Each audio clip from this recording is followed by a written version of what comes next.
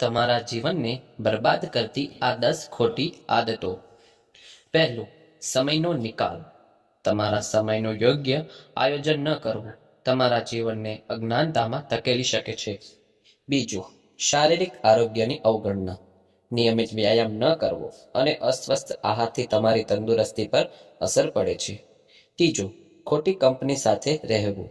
નકારાત્મક લોકોને સાથી બનાવવાથી તમારા જીવનમાં મુશ્કેલીઓ વધી શકે છે. ચોથું, આળસ. આળસ તમારા સપનાને પીડાવી શકે છે અને સફળતાની રાહમાં અવરોધરૂપ બની શકે છે. પાંચમું, વિચાર વિના ખર્ચ. મર્યાદિત બચત અને વિચાર વગરના ખર્ચથી આર્થિક મુશ્કેલીઓ ઊભી થાય છે. છઠ્ઠું, લત અથવા ખરાબ આદતો.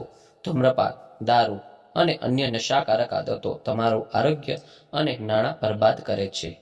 સાતમું, જ્ઞાન ન વધારવું. નવી કૌશલ્ય અને જ્ઞાન પ્રાપ્ત ન કરવું તમારો વિકાસ રોકી શકે છે.